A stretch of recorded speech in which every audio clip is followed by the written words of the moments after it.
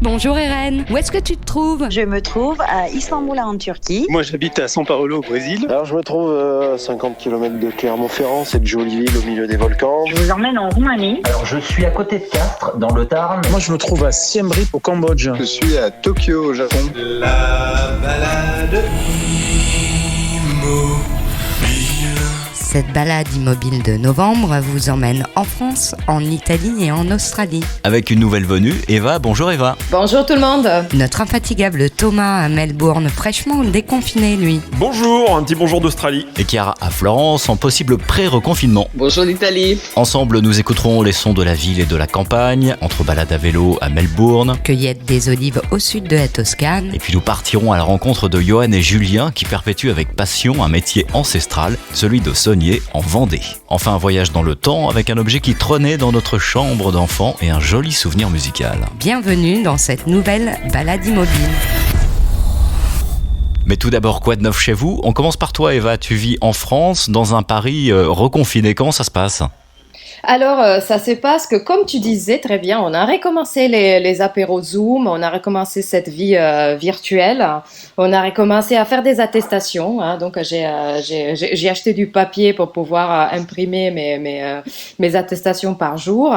Mais je peux te dire qu'il y avait une sorte de, je dis pas d'euphorie, parce que ça serait mal placé de dire ça, mais il y avait une sorte de confrontation avec quelque chose de nouveau quand il y a eu le premier confinement, où on avait l'impression d'une cohésion sociale pour faire de façon que ce méchant virus parte, etc. Alors qu'aujourd'hui, on a un peu l'impression d'une sorte de liberté conditionnelle à imposer à tout le monde et on voit plus du tout cette cohésion et cet esprit de citoyen. Et ça m'a fait un peu peur parce que tu te rappelles au premier confinement, on nous avait dit que le monde aurait changé, qu'il y aurait eu un monde d'après, que les gens auraient été meilleurs. Et en fait, j'ai juste l'impression que ce confinement et cette période horrible ont fait sortir le pire des gens. Et on se retrouve dans une sorte de hystérocratie. Je ne sais pas si vous êtes d'accord, où en fait on se parle surtout sur les réseaux sociaux, on s'engueule surtout sur les réseaux sociaux, c'est-à-dire on se permet de dire des choses que jamais on se permettrait de dire en vrai. Et ça vraiment, on peut exaspérer les esprits. Après, en plus, il y a eu les attentats et tout ça, donc ça a vraiment créé un climat électrique. Et c'est quoi l'ambiance à Paris, Eva, quand tu sors dans ton heure de sortie, puisqu'on est reconfiné? Et c'est quoi l'ambiance? C'est tout vide comme la première fois? Il y a quand même plus de monde et d'activité. Ça ressemble à quoi, Paris? Cette fois, c'est un confinement un peu plus light, donc on voit bien que les gens continuent de sortir un petit peu. Enfin, on n'a pas vraiment l'impression que les choses ont changé depuis une semaine, sauf les faits que là, les restaurants et les bars sont fermés. Du coup, ça donne un peu cette image un peu triste où on voit plus les terrasses, on voit plus les gens qui boivent le café dans les terrasses. Il y a moins sûrement d'animation, mais on n'a pas cette impression de ville qui a subi un apocalypse, de day after qu'on avait pendant le premier confinement. Par contre, ce qui est plus noir, c'est certainement l'humeur des gens, que contrairement à la première vague où on avait bien de l'espoir, et là, par contre, on est une sorte de nihilisme généralisé que je peux ressentir par mes amis, par les gens qui m'entourent, etc., qui n'est pas très confortable. Mais voilà, il y a des gens dans la rue, donc ça au moins, ça donne pas l'impression d'une ville morte.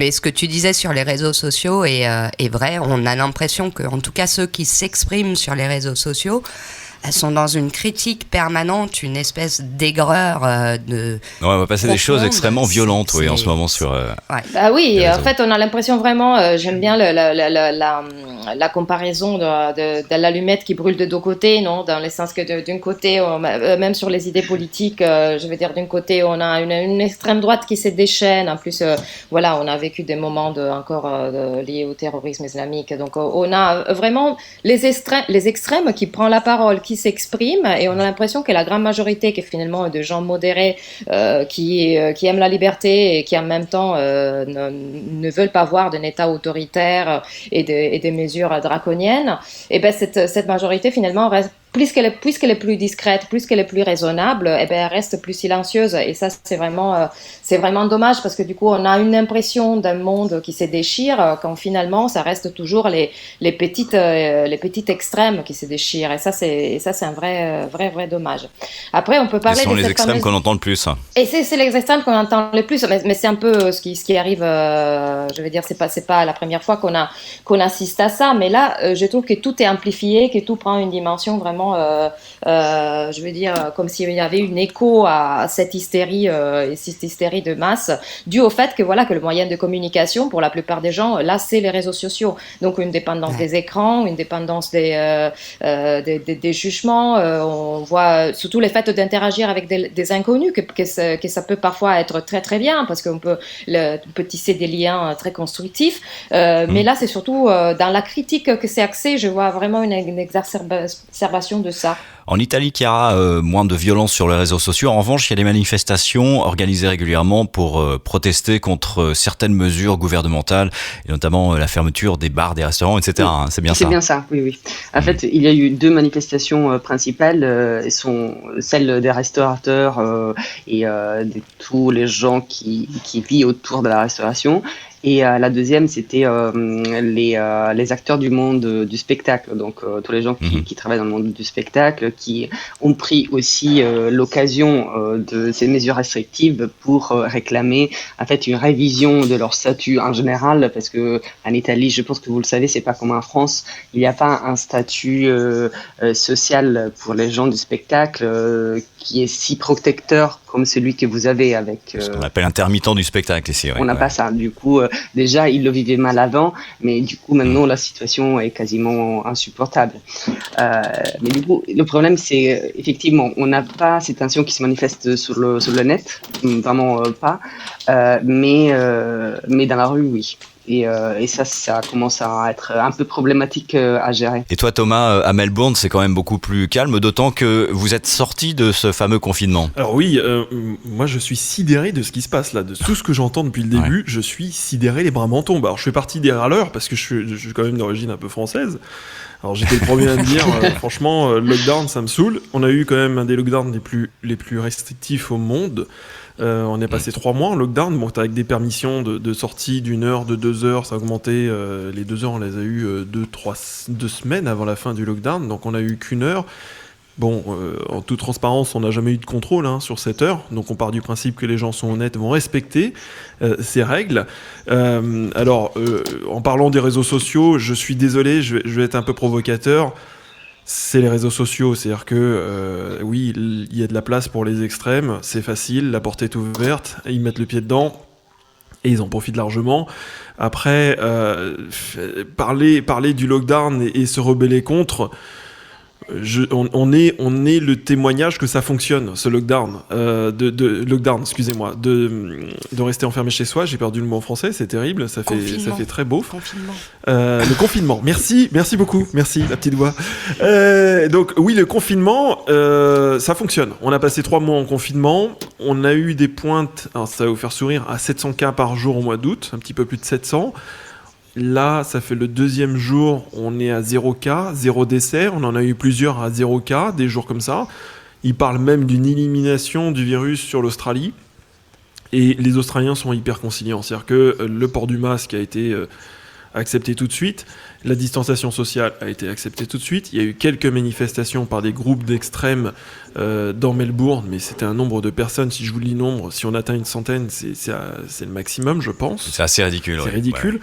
Mais en fait, je ne comprends pas que les gens se disent on n'a pas de vaccin, on n'a pas de médicaments qui fonctionnent, malgré le druide, ce qu'il nous annonçait il y a quelques mois.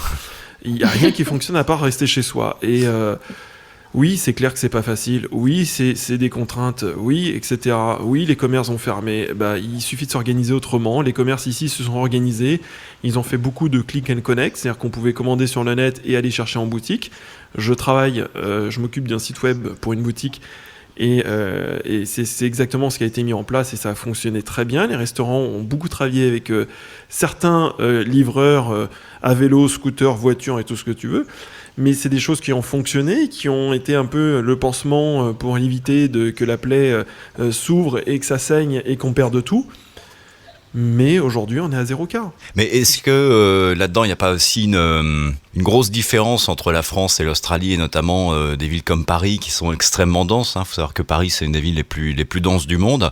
Vous n'avez pas, vous, la même problématique aussi là-bas. Il y a quand même moins de monde, il y a plus de place. Hein. Alors oui et non. Est-ce que quelque part, la situation n'est pas plus facile à vivre aussi C'est vrai que, étant né à Paris, je vois comment est organisé Paris. C'est clair que passer un confinement dans un 30 mètres carrés, c'est vraiment pas évident, voire 15. Mais l'Australie est un pays relativement urbain, c'est-à-dire que la majorité de la population ne vit pas dans le désert, en plein milieu. La majorité de la population vit en ville. Et une ville comme Melbourne, il y a beaucoup de gens qui vivent dans des tours, dans des immeubles. La ville de Melbourne a souffert de ce confinement depuis 3 mois, puisque j'ai été quelques fois, c'était d'une tristesse inouïe, puisqu'il n'y avait pas un seul bruit. Tous les commerces étaient fermés, c'était une ville fantôme. La maire de Melbourne est montée au créneau plusieurs fois auprès du Premier ministre pour dire à un moment donné, on a 10 cas par jour, il faut arrêter, il faut réouvrir. L'autre, il a rien lâché, il a eu pression aussi du gouvernement fédéral en disant il faut réouvrir, monseigneur. Et le Premier ministre n'a rien lâché, donc là, ça a commencé à un peu être tendu. Mais les Australiens, la majorité, notamment des gens du Victoria, parce que là, on va parler uniquement du Victoria, ils soutiennent à 60% le Premier ministre. Mais moi, je pense que la grosse différence, je ne sais pas ce que vous en penserez, c'est que les mesures en Australie, en tout cas dans le Victoria, sont les mêmes pour tout le monde. T'as pas le commerce qui peut rester ouvert et celui qui doit fermer. T'as pas celui qui va aller prendre les transports en commun bondés et puis celui qui va pas les prendre. C'est-à-dire que c'est ça aussi qui sème un peu la panique. J'ai l'impression qu'en France, les gens s'offusquent parce qu'il y a des mesures qui semblent incohérentes. Non, je disais, il y a aussi peut-être un autre côté à voir, c'est que au moins comme on le vit en Italie, la question de la protestation est surtout sociale, dans le sens comment on va faire pour vivre sans pouvoir travailler. Le problème, c'est que tu peux pas dire on s'organise en 3 jours ou en 1 mois pour pouvoir changer tout un système économique. Et je pense que peut-être la différence entre un pays comme l'Australie et un pays comme l'Italie, c'est que les gens qui ne peuvent plus travailler sont quand même aidés par l'État, peut-être. Ils ont d'aide économique, je vais dire. Ici, moi, je connais des gens, mais comment du coup vous faites pour vivre? Parce que quand les gens passent d'un revenu de 1 500 € par mois à 0 en Italie, comment tu peux acheter ta bouffe? C'est-à-dire que moi, j'ai fait les courses pour des gens qui n'avaient plus de revenus. Oui. Alors la situation économique de l'Australie et de l'Europe n'a rien à voir, hein. C'est pas du tout comparable. Ça c'est clair, c'est un pays quand même d'un point de vue financier beaucoup plus puissant, l'Australie, puisqu'on est un pays qui est constamment en croissance. Mais j'ai discuté avec beaucoup d'Australiens qui travaillent notamment dans le tourisme. Il n'y a plus de tourisme, ils n'ont plus de boulot depuis des mois. Et les aides en Australie sont très faibles, c'est le minimum syndical. Et c'est tout un état d'esprit qui est différent. C'est-à-dire qu'ils n'ont pas peur d'aller faire un métier totalement différent. Moi, j'ai rencontré beaucoup de gens, des Européens, notamment des Français, qui ne veulent pas mettre les mains dedans. Moi, j'ai accepté un boulot. Ça aurait été en France, ça se trouve, je l'aurais jamais accepté. Et j'ai eu des surprises en acceptant ce travail. C'est-à-dire qu'il n'y a pas de honte à accepter un travail totalement différent. Donc, toute cette positive attitude. Ça me rappelle une chanson. Du coup, tu es en train de nous dire qu'on a des assistés. Il y a un sens de la débrouille. Ce que tu es en train de nous dire, c'est qu'il y a un sens de la débrouille qui est peut-être un sens du collectif aussi, qui est peut-être plus fort qu'en Europe. Hein. Est-ce que je peux intervenir, Justin? Bien sûr. Oui, bien sûr, Eva. Oui, non, je veux juste dire, c'est des histoires. Dans les privés, on ne peut pas dire qu'en Europe, il n'y a pas eu des histoires similaires. Moi, je me rappelle, pendant le premier confinement, il y avait les gens qui cousaient les masques, les gens qui organisaient des fundraising pour plusieurs initiatives pour aider les autres. Et comme disait Clara, par exemple, il y avait ce système dans le sud d'Italie, à Naples, où ils mettaient dans un coin des paniers et qui pouvaient les remplir pour ceux qui ne pouvaient pas. Donc, je trouvais ça, c'était génial, etc. Ouais. Mais on a affaire, comme disait justement Chiara tout à l'heure, à un système complètement différent. Par exemple, je pense au sud de l'Italie notamment, où il y a énormément de gens qui vivent à la journée, avec des petits boulots à la journée, qui s'exercent majoritairement dans la rue. Et ces petites économies souterraines, en plus, qui n'est pas du tout réglementée au niveau fiscal, parce que c'est des gens qui travaillent pour la plupart au black, se retrouvent complètement sans moyen de revenus. Donc, quand on parle d'art de la débrouille, en fait, en Italie, Australie, ça fait des décennies qu'il y a des populations entières qui vivent grâce à l'art de la débrouille. Et là, cet art de la débrouille a été complètement anéanti par les virus parce qu'il n'y a plus moyen de l'exercer. Donc ça, c'est une première chose. La deuxième chose, c'est aussi, je ne sais pas quelle est la situation en Australie, et ce serait intéressant que Thomas dise quelque chose là-dessus, mais sur le complotisme. C'est-à-dire, il y a, par rapport à ce que disait Chiara sur les réseaux sociaux, c'est vrai que c'est beaucoup plus calme par rapport à la France, mais il y a quand même une activité de la part des complotistes sur les réseaux sociaux en France, notamment tous ceux qui sont plutôt de la part de Salvini et compagnie. Il y a cette mentalité qui arrive un peu d'Amérique, qui est assez développée. Et je prends un exemple, une fake vidéo qui a été tournée dans un hôpital en Lombardie dans ces jours. Exactement, et qui circule, et en fait, où on veut démontrer que le Covid ne serait pas là, que ça serait toute une invention du gouvernement, que les hôpitaux sont vides, alors que c'est une connerie totale, si je peux m'exprimer comme ça. Ouais. Et voilà, et ce complotisme, en fait, c'est ce qui agite un peu les foules, c'est ce qui fait refuser les masques, c'est ce qui fait que les gens sont contre un éventuel vaccin, et c'est un vrai fléau, c'est un fléau qui arrive des milieux d'extrême droite américaine, mais qui a été complètement assumé après en Europe. Je vois qu'ici en France aussi, ils ont pas mal.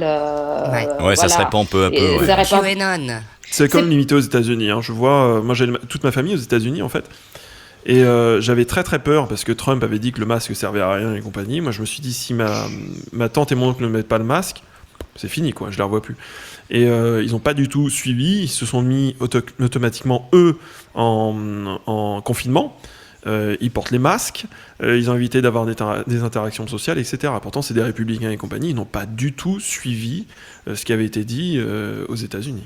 Donc, il faut faire attention, les zooms aussi, les zooms qui peuvent se faire aussi aux États-Unis. Eva, tu voulais rebondir par rapport à ce que disait Thomas ? Oui, non, je voulais dire que ça c'est certain, mais c'est vrai aussi qu'il y a quand même énormément de théories de fake qui circulent et grâce aussi à l'horizontalité des opinions qui permettent les réseaux sociaux. Et on le voit depuis un moment, c'est-à-dire quand il y a des experts qui parlent, que ce soit des virologues, que ce soit des politiques experts de certains domaines, et mon opinion de parfaite ignorante en fait sur les réseaux sociaux vaut autant que l'opinion. Moi, je le vois autant que journaliste. Ça fait 10 ans que je traite, par exemple, des thématiques liées à l'islamisme, et j'ai tout le temps le garagiste de Melun qui me dit mais non, t'as rien compris quoi. Enfin, parce que finalement. Qu'est-ce que t'as contre Melun ? Sérieusement, mais c'est joli Melun. J'y ai travaillé en plus. Garagistes de Melun. Non mais j'ai rien ni contre Melun ni contre les garagistes. C'est juste voilà, au contraire, comme je sais rien faire sur une voiture, j'ai souvent besoin d'un garagiste. Mais voilà, c'est le fait de mettre en horizontal des opinions des personnes qui quand même c'est leur boulot, comme les virologues. Hein, donc peut-être qu'ils ont quelques connaissances en plus à des personnes qui parlent parce qu'ils ont envie de dire leur opinion, et comme ils peuvent le faire sur les réseaux sociaux, ils se sentent autorisés à se mettre au même niveau, quoi. Et ça, c'est un peu une tendance qui existe. Eva, toi, tu voulais nous parler d'un thème en particulier, justement lié aux médias et à ce que tu peux lire. Depuis qu'on a été confinés, depuis que les frontières sont fermées, depuis que nos activités doivent être forcément limitées pour des raisons sanitaires, hein, donc je ne vais pas passer pour un égoïste ou une irresponsable, il faut effectivement suivre ces consignes. Mais parallèlement, ça s'est développé une narrative, un storytelling qui justifie, qui glorifie une certaine manière de vivre différente. Et je te donne des exemples. La chose qui m'avait interpellée le plus, c'est les voyages. Je suis une passionnée des voyages, et je vois comme dans ces derniers mois, en fait, toute cette culture liée au voyage est ponctuellement mortifiée par des communiqués de la part des entreprises, de la part même du gouvernement, qui te disent mais est-ce que c'est vraiment nécessaire d'aller si loin ? Est-ce que c'est vraiment vraiment nécessaire? Est-ce qu'on n'a pas tout ce qu'il faut en France? Est-ce que il faut vraiment bouger tous les 5 minutes? Or, bien évidemment, il faut remettre en question aussi pour des raisons écologiques notre façon de voyager, etc. Mais c'est ce fait de mortifier toute une culture liée au voyage, liée au déplacement, que j'ai sincèrement peur qu'on est en train de créer une génération qui s'oppose à ça, une génération de nationalistes, en gros, qui pensent de vivre dans l'endroit les meilleurs, les plus normaux, les plus exceptionnels du monde. Et ça, sincèrement, ça me fait peur, parce qu'imagine 2 secondes que ce discours-là soit, tu peux le rapporter à tout, hein, tu peux le décliner à 1000 manières. Par exemple, imagine que ça soit décliné sur les restaurants. Maintenant, ils sont fermés. Alors, une chose, c'est de dire, écoutez, pendant un moment, on ne pourrait pas aller au restaurant parce que pour des raisons sanitaires, il vaut mieux pas créer des assemblements, pas créer des groupes trop intenses tous ensemble. Ok. Mais une chose, c'est de dire, mais est-ce qu'on a vraiment besoin dans la vie d'aller au restaurant? Est-ce que ça serait pas mieux de concocter des petits bons plats chez nous? Tu vois comment ça change, en fait. Tu vois comment, en fait, on est en train d'inviter les gens à se refermer. De façon insidieuse. De façon insidieuse, comme je disais, à des doses homéopathiques. Tu vois, on change la mentalité à des doses homéopathiques. 2 autres exemples. À un moment, dans un des discours, là, on voit beaucoup Macron à la télé, hein, qui s'exprime. Et en fait, à un moment, il a dit, vous les Français, vous aviez l'habitude d'être libres. En fait, il y avait presque une sorte de reproche dans ça, comme si on était des enfants gâtés, qu'on avait trop l'habitude d'être libres. Et ça me terrorise, franchement. La glorification aussi du télétravail. Alors, bien sûr, c'est quelque chose de nécessaire en ces moments, mais c'est pas tout le temps génial. Alors, si tu me dis, je suis sur un voilier aux îles Grenadines et je peux travailler de mon ordinateur, je te dis c'est génial. Mais pour la plupart des gens, c'est pas ça. Télétravail, souvent, c'est d'être dans ton petit appart, dans ton petit studio parisien avec ton ordinateur, n'interagir avec personne sinon par écran, et donc en fait flinguer complètement la cohésion sociale, les relations sociales. On voit déjà, imagine les conséquences qu'il y aura le télétravail sur tout ce qui est, je sais pas, le travail syndical, les grèves, les faits de pouvoir mener des actions communes contre des injustices, etc. Ça aura un impact énorme, ce fait de ne pas avoir cette cohésion de tous les jours, du moment où tu prends un café à la cafétéria ensemble. En fait, ça crée des individualismes, un esprit de repli en soi qui, à mon avis, est assez dangereux. Et assez dangereux parce qu'on est en train de vouloir nous faire passer ça comme un bien, comme quelque chose qui finalement est très, très acceptable et très bien. Et je voudrais avoir l'avis des autres sur ça, de Thomas ou de Chiara ou vous-même. Moi, j'ai une question pour toi, Eva. Oui. Ce que tu viens de dire, est-ce que tu vois chez ta fille, je sais que tu as une fille, un changement de perception? Comment elle réagit par rapport à ces discours-là, si elle réagit? Est-ce que tu sens se développer une génération qui se referme un peu ou au contraire Pour ma fille, c'est un peu tôt, mais pas si tôt que ça. Elle a 8 ans. Alors, je peux te dire que là, le confinement, le premier et même le deuxième, elle a très très bien vécu, dans le sens que c'est devenu pour elle une normalité. Hier, par exemple, c'était Halloween. Elle s'est déguisée. Elle a vu ses copines par écran, parce qu'on peut pas faire différemment. Hein, donc, il n'y avait pas la collecte de bonbons chez les gens, etc. Et donc, elle s'est déguisée et elle a fait ça et j'ai pas trouvé. En fait, elle était joyeuse de pouvoir faire ça par écran. Et moi, par contre, sincèrement, j'avais les larmes aux yeux pour elle, dans le sens que je disais, en fait, ça devient une normalité pour eux. Donc, et justement, c'est là les dangers. Elles sont à un âge où ils n'ont pas un esprit critique. Donc, tout ce qui se passe, je ne sais pas si vous vous rappelez de nous quand on avait 7-8 ans, tout ce qui disait papa et maman, tout ce qui s'est passé autour de nous, c'était notre normalité à nous. On n'avait pas la capacité intellectuelle ni l'âge pour la mettre en discussion. Et donc, voilà, c'est aussi, ça me fait franchement peur de voir cette attitude, le fait de préférer parfois un écran à une sortie. Je le vois chez elle, mais pas seulement chez elle. Et encore, moi, je suis suis un parent qui aime sortir, donc elle sort tout le temps, etc. Mais malgré ça, je vois cette acceptation un peu passive de la part des enfants aujourd'hui de ces modes de vie, mais on ne peut pas leur en vouloir parce que c'est de leur âge, le fait d'accepter la normalité telle qui les entoure, comme le milieu, c'est comme ça. Et moi, ça me fait peur pour les générations à venir, ça me fait peur que cette mentalité-là s'installe de façon durable. Est-ce que je peux réagir ou pas avec bien sûr. Expérience. Oui, Thomas. On s'est rendu compte, alors deux choses, concernant l'entreprise et le télétravail. Je suis intervenu sur une radio et c'était un professeur de Sciences Po qui rebondit derrière en disant dans le monde anglo-saxon, ils sont habitués à faire du télétravail, etc. Mais ce qui est totalement faux, puisque la première vague, le gouvernement, que ce soit du Victoria et d'Australie, a donné un financement indirect pour que les gens puissent s'équiper et pouvoir travailler à la maison, puisque Melbourne, par exemple, c'est des centaines de tours où les gens travaillent dans des bureaux, donc ils ne travaillent pas de la maison. Et le retour fait que sur la deuxième vague, qui a été une vague entre guillemets artificielle, puisqu'elle n'est pas venue entre guillemets du pays, elle est venue de l'extérieur, les gens de travailler de chez eux, puisque ça fait depuis le début d'année qu'ils travaillent de chez eux, ont perdu cette notion de la culture d'entreprise et la relation aux autres. Et ça, c'est un manque. Et ils sont en train de se rendre compte, puisqu'il y a une banque notamment... C'est ma pâte à pizza qui est en train de biper. Vous me laissez 30 secondes que je reviens. Ça bip plus. Non, ça bip encore. Il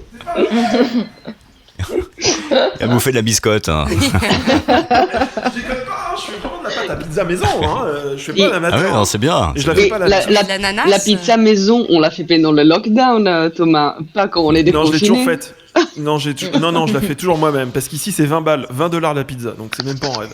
Et puis j'aime bien la faire moi-même, c'est mon plaisir. Bon, ok, je reviens. Culture de l'entreprise, alors on s'est vite rendu compte en fait que il y avait une perte de cohérence entre les salariés et notamment une démotivation du salarié. C'est-à-dire que lorsqu'il y a un contrat ou il y a une tâche à faire, ça prend beaucoup plus de temps.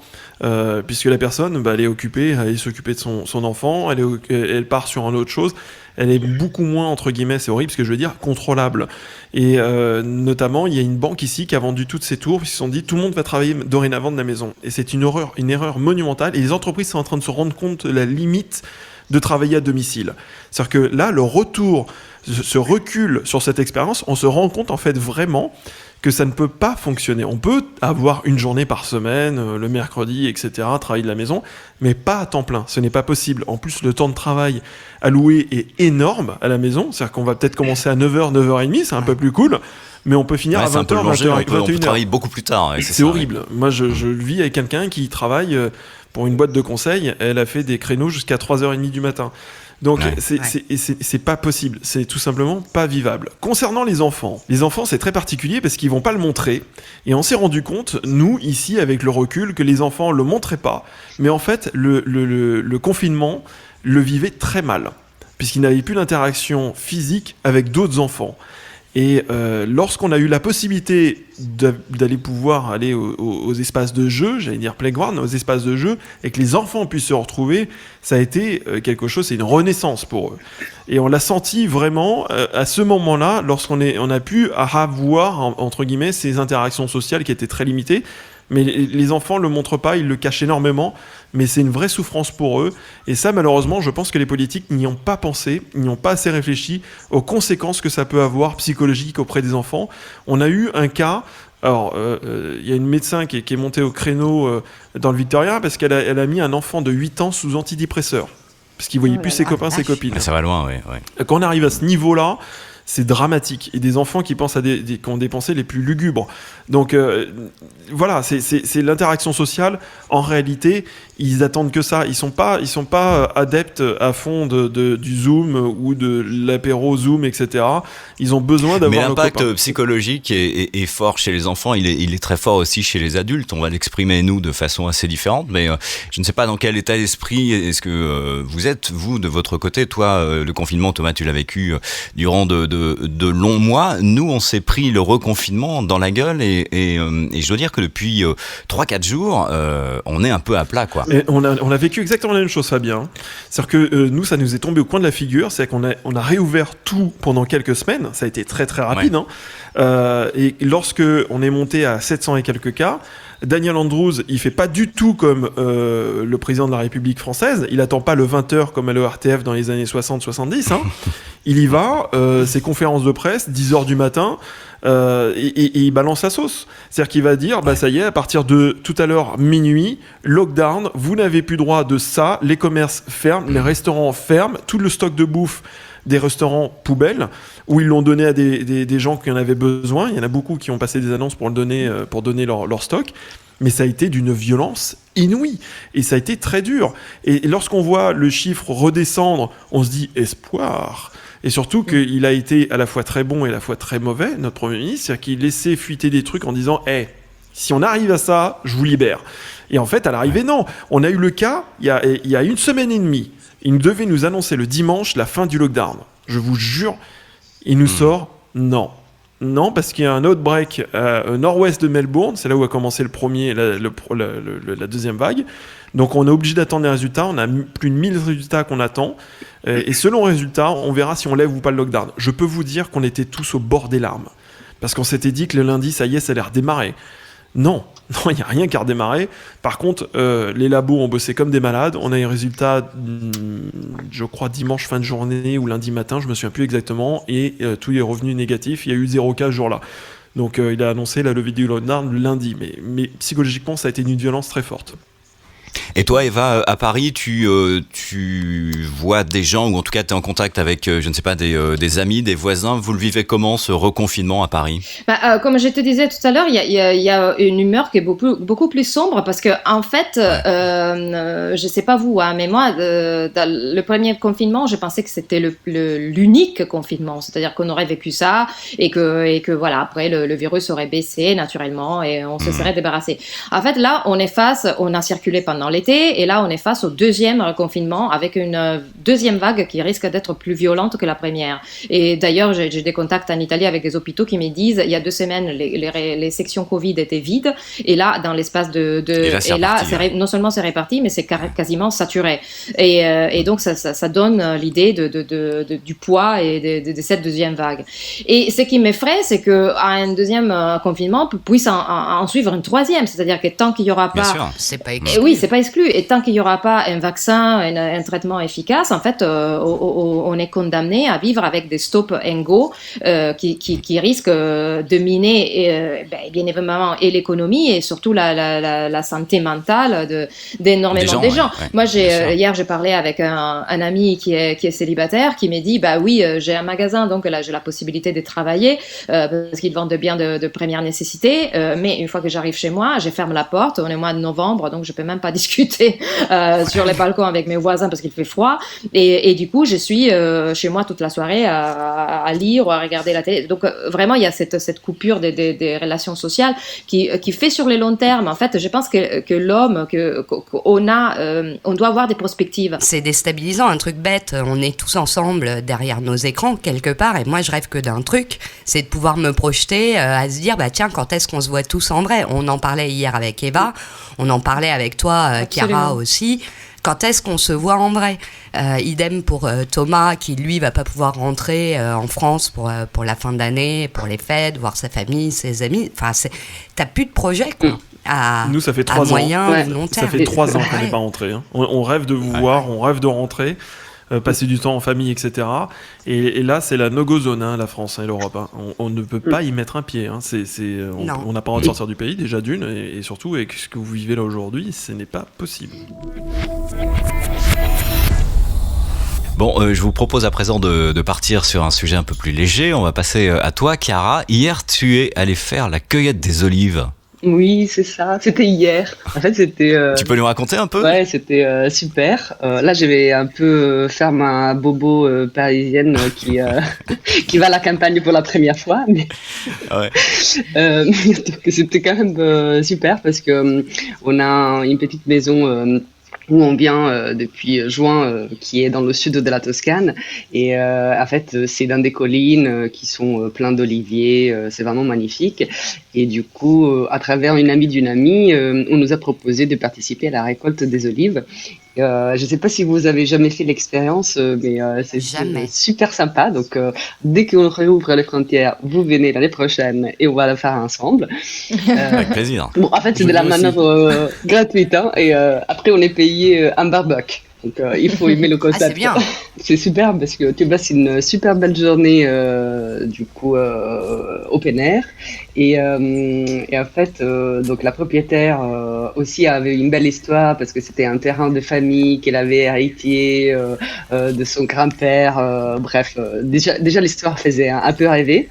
Et du coup, elle avait retrouvé un terrain qui était complètement à nettoyer, parce qu'il y avait, oui, les oliviers, mais il y avait aussi plein de mauvaises herbes et tout.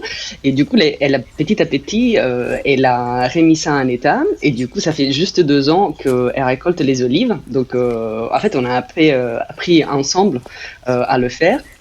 Et comment on fait justement ? Du coup, ça se passe que la première chose à faire, c'est de mettre des toiles sur le parterre et il faut les mettre très bien, donc un peu les unes sur les autres de manière qu'il n'y a pas de trous. Et après, tu as 2 techniques. Donc, la technique est un peu plus technique. Donc, tu as un petit outil électrique qui t'aide à défricher l'arbre et donc à faire tomber les olives. Soit tu as la technique manuelle, et donc tu as un petit outil qui est fait comme un peigne, et qui te permet d'enlever les olives de chaque branche. Donc tu fais tomber toutes les olives par terre, et ça c'est un boulot monstre, parce que je ne sais pas si vous voyez comment est fait un olivier, mais il peut y avoir des milliers d'olives sur le même arbre. Donc ça nous a pris, je dirais, 2 heures pour vous donner une idée, pour faire 6 arbres. Ah oui, quand même. Ouais. Donc c'est pas gagné. Une fois que tu as fait ça, tu as des olives et tu as aussi les feuilles et les branches, et une petite partie des branches. Donc à la main, tu enlèves le plus gros, et puis tu as une petite machine qui est faite comme un toboggan. Donc tu mets les olives sur le haut. Après, il y a un filtre qui enlève les feuilles et qui fait tomber les olives sur le toboggan. Donc à la fin du toboggan, tu as les olives sans feuilles. Et donc c'est la petite magie. Et avec les olives sans feuilles, du coup, tu les mets dans d'autres seaux et tu l'amènes au pressoir. Et qui sont les gens qui participent à cette récolte des olives ? Ce sont les gens du village alentour. Il y a des jeunes, des vieux. Qui est-ce qui vient justement prêter main forte à la récolte d'olives ? Donc pour ces gens d'oliviers qui sont, je dirais pas des productions industrielles, en fait ça s'est fait par le bouche à oreille ou les amis des amis. Parce qu'en fait ça devient une journée festive. Donc tout le monde a envie de passer une journée ensemble, tout le monde donne un coup de main, et puis c'est l'excuse pour faire un petit barbecue entre la récolte du matin et la récolte de l'après-midi. Donc c'est un moment pour être ensemble. Et être ensemble, ça fait du bien en ce moment. Exactement. Toi, du côté de Melbourne, Thomas, il n'y a pas de récolte d'huile en vue. Qu'est-ce que tu as fait ces derniers jours ? Eh ben écoute, j'ai fait un petit tour en ville cet après-midi. Là, on est dimanche, donc là dimanche après-midi, on s'est un peu promené sur les bords de la Yarra. C'est la rivière qui traverse Melbourne, et c'était génial parce que toutes les terrasses étaient blindées de monde. Il y a de la musique avec un soleil. On a pour une fois une journée qui a été agréable, puisque pour une fois on avait un peu de soleil. Donc un petit retour à la vie normale, et c'est pour ça qu'aujourd'hui, la fin de journée, alors ça c'est très marrant dans l'expérience utilisateur, j'ai envie de dire, dans l'expérience de vivre la fin de lockdown, parce qu'on n'avait personne autour de nous, il n'y avait pas de bruit, etc. Et de se retrouver d'un seul coup avec tout le monde autour, etc. Je suis, moi perso, sur les rotules, je suis épuisé, je pense que la plupart des gens sont dans le même état. Je pense qu'il y en a beaucoup qui sont en train de décuver aussi, parce que j'ai vu tous les couples, On etc. a vu passer j'ai vu les quelques images. photos. Ouais. Et notamment là où j'habite, moi, c'est le hotspot pour sortir. Donc il y a tous les pubs, les restaurants, les boîtes, etc. Donc ils étaient tous sur leur 31 avec le parfum, les jolies jambes, tout le monde en costume et tout. Et à mon avis, ils ont dû y aller très très fort. Et ils doivent avoir un mal de tête comme c'est pas permis. Ouais, c'est vraiment puisque déjà ici ils sont très fêtards, hein, malgré tout. Ce qu'on peut imaginer que les Australiens chassent le kangourou et tout ce que tu veux. Ils adorent faire la fête. Ils sont même très très fêtards. Ils sont à un niveau quand même plus. Mais voilà, ouais, non, c'est vraiment ce que j'ai fait, quoi. C'est de pouvoir se réapproprier les sons de la ville.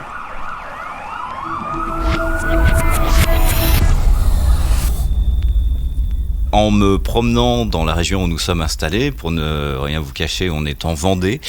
Et en Vendée, il y a encore quelques sauniers qui ont repris ce métier ancestral. C'est un métier assez difficile. Et je suis tombé sur 2 passionnés qui se sont lancés dans l'aventure il y a une vingtaine d'années à peu près.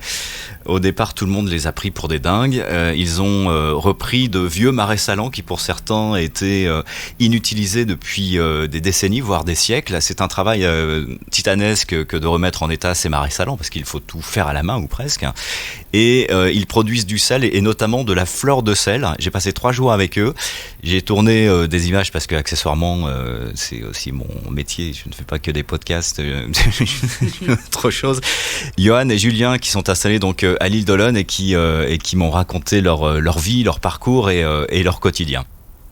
Alors moi c'est Johan, je suis saunier à l'île d'Olonne depuis 20 ans, depuis l'an 2000, et je travaille depuis 3 ans avec mon collègue Julien qui s'est associé avec moi suite à la reprise d'un ancien marais salant, celui sur lequel on est, qui était abandonné depuis 1965 et qu'on a acheté il y a 3 ans, et sur lequel il y a plusieurs parties de salines à restaurer. On a plein de travail, et donc de dévasement, et puis de restructuration, de refabrication de la saline.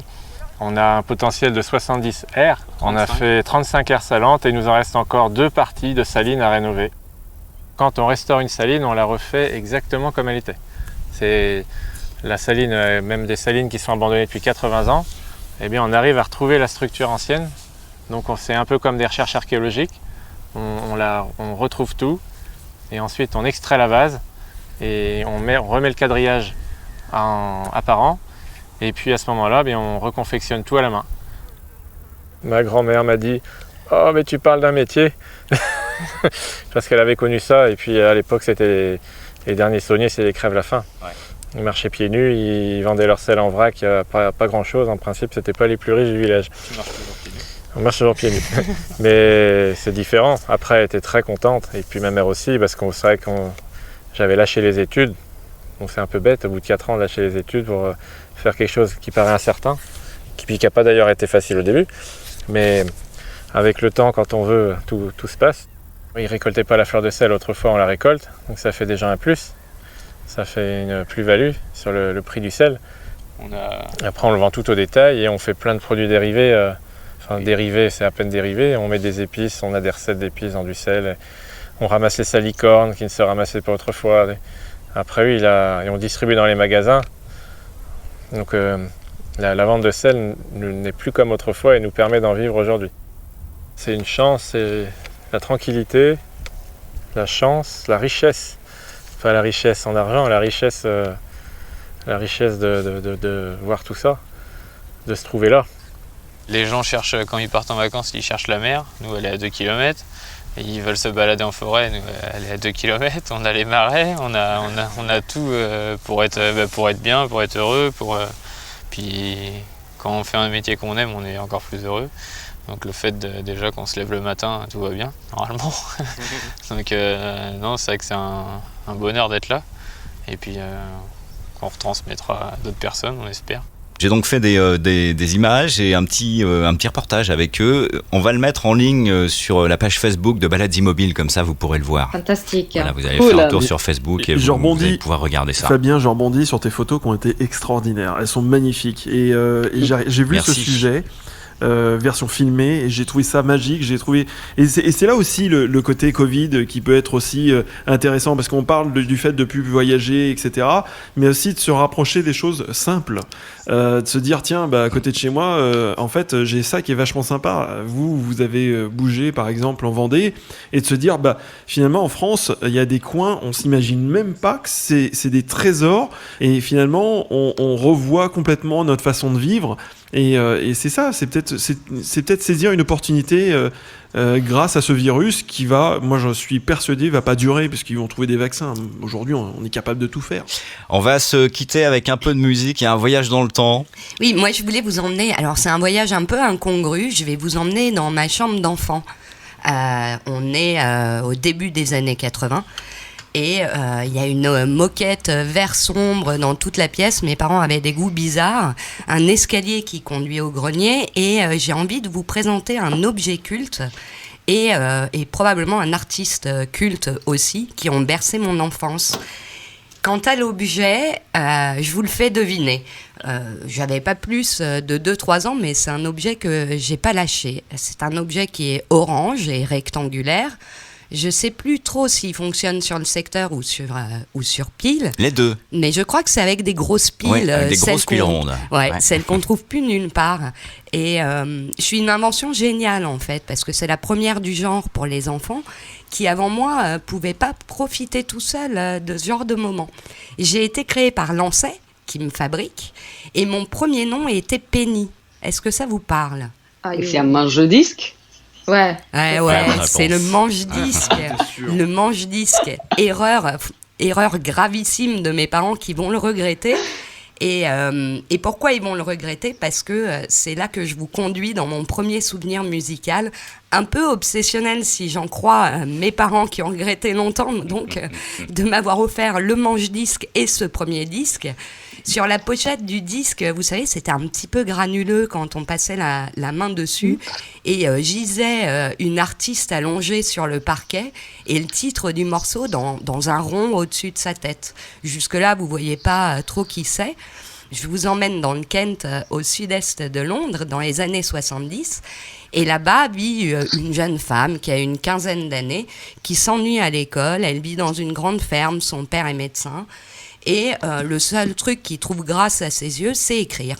Donc elle commence par écrire des poèmes, elle se met au folk irlandais parce que sa mère était danseuse avant de devenir infirmière. Et à 15 ans, son frère, qui est musicien, lui présente un copain avec qui il partage autour de la musique. Et il se trouve que très peu de temps après, un certain David Gilmour arrive dans la ferme familiale et se prend d'affection pour la voix de la soprano en question, et découvre que du haut de ses 15 ans, elle a déjà emmagasiné des centaines de textes. À cette période-là, il la prend sous son aile dans son home studio pour peaufiner un petit peu les choses. Et puis, au moment de l'enregistrement de Wish You Were Here, il décide d'aller voir Bob Mercer, le patron d'EMI, et il lui dit « Moi, je veux que tu signes cet artiste ». Alors bon, on ne dit pas non à l'époque à David Gilmour. Et voilà les débuts de cet artiste qui va être poussé sur le devant de la scène. On veut faire d'elle une artiste un peu rock, à l'image de Blondie ou de choses comme ça. Et elle va pousser son premier titre, qui sera pas du tout rock, et elle va lancer un petit peu la pop anglaise des années 80. Mais c'est Kate Bush. Kate Bush. Ouais, c'est Kate Bush. Voilà. Et ça, c'est donc le premier titre qu'elle a imposé à EMI. Léo de Hurlevent, parce qu'elle adorait lire Emily Brontë, et donc elle a imposé ce titre alors qu'on demandait d'elle de faire du Blondie. Et pianiste, donc elle a 2 sources d'inspiration qui sont Bowie et Elton John. Elle a même pris des cours de mime avec Lindsay Camp, qui est le prof de Bowie. Et elle reprendra plus tard avec Elton John Rocketman. Je ne sais pas si vous vous souvenez de cette reprise. Oui. Le truc étonnant quand même, c'est que c'est une artiste qui a fait quand même 2 tournées uniquement dans toute sa carrière. La première en 1979, la deuxième en 2014. Au milieu, pas une scène pour Kate Bush. Pourquoi ? Parce que tout simplement, on lui avait imposé des musiciens en 79 et ça l'avait un petit peu saoulée. Et elle n'avait pas envie de faire de la scène dans un format qui lui soit imposé. Et moi, le titre que j'ai écouté toute mon enfance dans mon manche-disque Penny de chez Lancet, c'était pas celui-là, c'était Babouchka. Voilà, c'est ma première découverte musicale. Et là, on est en quelle année? Pour moi, on est... Alors, c'est 1980 par là. Hein. Le titre est de 80, mais pour moi, on est plutôt en 80. Je devais avoir 3 ans. Et mes parents s'arrachaient les cheveux. Aujourd'hui encore, mon père est plus là pour le dire, mais ma mère, quand elle entend ce titre, elle devient folle. Elle peut plus. C'est-à-dire que, rappelez-vous du manche-disque, ce petit truc orange, il y avait un seul bouton. Oui, j'ai eu le même. Il y a le disque qui dépassait un petit peu. Et en fait, tu appuyais sur le bouton éjecte. Le disque sortait et moi jusqu'à l'usure je l'ai cramé ce truc, c'est-à-dire que je le remettais dans le manche-disque en mode marche dès qu'il sortait et ça pouvait durer a priori des heures et des heures avec Babouchka. On a tous en même temps, un morceau qu'on a écouté en boucle comme ça quand on était enfant. Moi c'était Patrick Hernandez, Born to Be Alive, quelques années avant. On est quand même à la fin des années 70. À l'époque, j'avais 7 ans à peu près. Et j'ai cassé la tête de mes parents, de mes grands-parents, parce que je me rappelle notamment d'un été, justement, durant lequel j'étais parti en vacances avec ce fameux manche-disque. On a tous eu le même, ou presque. Et avec juste quelques 45 tours, et notamment Patrick Hernandez, Born to Be Alive. Et la famille s'en souvient encore. Et ça marchait effectivement sur pile, parce que moi, je l'avais dans la voiture, le machin. Ouais, absolument. Alors, moi, j'avais un autre titre, c'est celui de... Il y en a un qui me donne des frissons, et je l'ai usé à la corde, c'est John Lennon, Starting Over. Ah oui, ouais, celui-ci est magnifique également. Et là, celle-ci, c'est celle que j'ai entendue à mon avis quand j'étais bébé et que j'ai étrimée tout le temps, même encore aujourd'hui, je m'en lasse pas. Ah, un message. Qui, moi Je ne sais pas qui sonne. Pas du tout. Eva, t'allais réagir. Oui, non, je disais que quand même, Laetitia, tes parents ont eu beaucoup de chance parce que toi, tu écoutais Babouchka de Kate Bush et ma fille écoute David Guetta. Donc, du coup, s'il y a quelque chose pour lesquels on a le droit de s'arracher les cheveux, c'est plutôt ça, quoi. T'as le lockdown pour la redresser, s'il te plaît. T'as le lockdown, file-toi comme objectif parce que ça peut glisser ce genre de conneries. Hein. Tu passes de David Guetta, ça va très vite dans Jules. Très vite. Il y a vite de dérapage. Il y a vite de dérapage. Là, il n'y a plus d'héritage, plus rien du tout. Non, mais rattrape ça, t'as été en lockdown, profite. Ben non, moi par contre quand j'étais gamine, j'écoutais de la musique, j'étais une énorme fan de Michael Jackson et quand j'avais 10 ans, j'étais très amoureuse de lui et j'avais pas pensé que c'était le seul âge où j'aurais pu le conquérir en fait. Et voilà, donc j'étais le premier album que j'ai acheté avec mon argent de poche, vraiment celui que j'avais dans le petit cochon, c'était Thriller, voilà. Et d'ailleurs, je suis très fière parce que ma fille écoute tous les morceaux des Thriller, elle les adore et donc voilà, comme tu vois Thomas, il y a quand même de l'éducation qui est en route. On en revient le précédent podcast, mais qu'est-ce que c'est important l'éducation musicale, c'est primordial pour la vie. Franchement, alors moi je suis un fou de musique quoi. C'est pour ça que j'ai fait de radio pendant tant d'années parce que j'adore la musique et c'est primordial, c'est les racines de la vie. C'est-à-dire que tu démarres avec du Jules dans la vie. Mais alors c'est Thomas, pas compliqué quand même. C'est plus compliqué, ouais. Thomas, donne-moi ton avis, parce que moi, mon père, depuis que je suis vraiment bébé, me chantait l'hymne national. Alors, je sais pas trop comment la tu vois. C'est autre chose. Joker. Bon, c'est là-dessus qu'on va se quitter, les amis. Merci. Non, on se quitte pas là-dessus. Kate Bush, elle a inventé un truc. C'est la première, sachez-le, qui a bossé avec un micro sans fil. En fait, elle a mis au point une bricole pour pouvoir danser sur scène.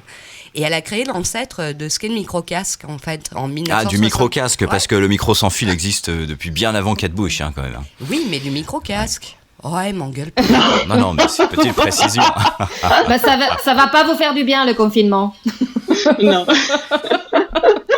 Je vous propose de nous retrouver peut-être pas le mois prochain. On va essayer de refaire un podcast dans les prochains jours ou les prochaines semaines. Oui, avec grand plaisir. Vous en pensez quoi? Comme ça, je vous parlerai de la photographe que j'ai rencontrée, vu qu'on n'a pas eu le temps. Exactement. À très vite. À très vite. Prenez soin de vous. Prenez soin de vous, c'est important. Merci. À vous aussi. Merci. À bientôt. Ciao. À bientôt. Ciao. Salut. Et ben voilà. C'est la balade qui s'arrête là, voilà.